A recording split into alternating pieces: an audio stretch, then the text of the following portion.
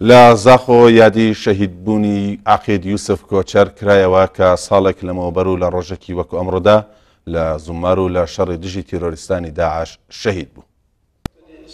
li Zaxo ya daborîna salekê bi ser şehîdbûna pêşmergeyê Aza û Çavnetirs Eqîd Yusuf İsmaîl Koçer ku di şerê dijî teroristên Daişda li Zumarê şehîd ketî hate saxkirin. Di vê rewresma bîrînanê da ya ku serbest lezgîn endamê Encûmenê Serkirdatiya Partî Demokratîk Kurdistan û berpirsê li Qeheşt û her wiha Qadir Qaçax û qeymeqamê Zaxo û helgirên Medalya Barzaniyê Nemirû pêşmerge û kesatî û kesûkarên xwedêjêrazî tê de bejdar bûyîn. برپرسê li Qeheşt peyvek pêşkêş kir. Şehîd mertebeka bilind e, rengê hemî kes negehtiye û dest hemî kesî jî nekevît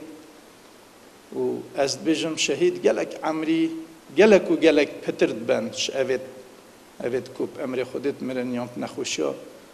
emrê Xwedê dikin û dawî jiyana watê evê ku sengerê welatê xwe da û berevanî û parastina gel û milletê xwe da şehîd bît û giyanê xwe pêşkêş diket emrekê zor zor dirêjtir û mezintir dibetin û bîrhatin û bîreweriyê wan hemî dema timîne vesaxt nav milletê da rehmetî Yusuf pêşmergehekê gelekê qehreman bû gelekê çavnetirs bû gelekê dilsûz bû hestekê netewayetî û niştîmanî elde vî mirovî gelekê pêz bû. Ez xwe yek şwa kesa me yê ku min hevalîniyeka gelek nêzik û niyasîniyeka nêzik gel rehmetî Yusuf İsmaîl Koçerî hey û min derbas kirî.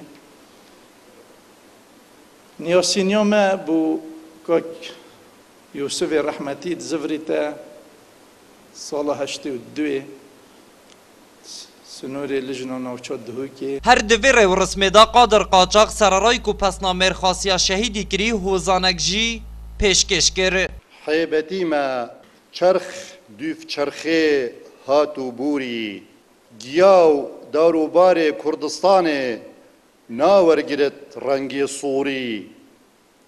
çunku ev e milyûna şehîdê qahremanê wek Yusufî بونگوری کویت روجت تنگاوی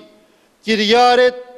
کسب همی کسانه نکرن کولدمه اصل جان دهو که هندک جوان برچاف بین همیشه جداهینینه بله هندک شوان او بینیت کو تو پی سرفراز تو شای او کریارا پیدوی پی انجام بدی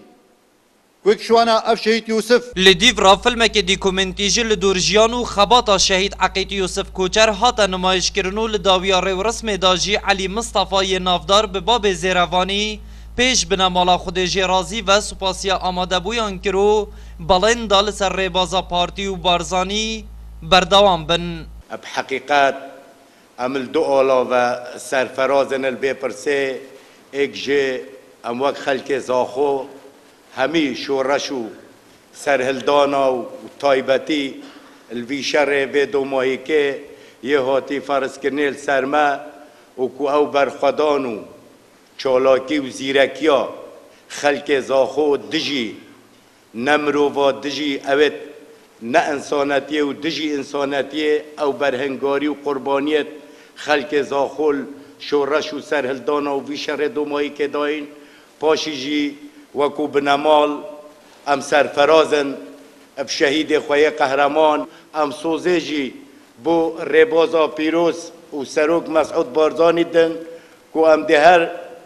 berevanê pêşmerge wê dozê bin û qurbaniya din بۆ berevanîkiriniş axa pîroza Kurdistanê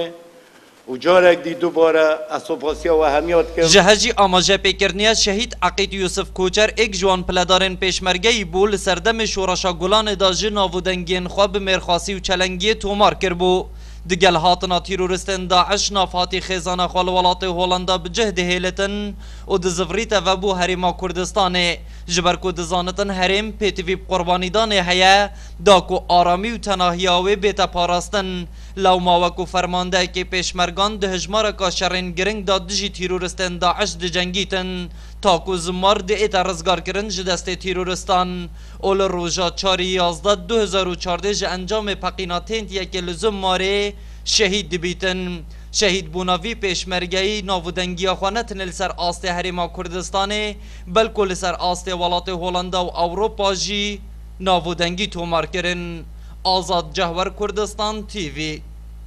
زاخو.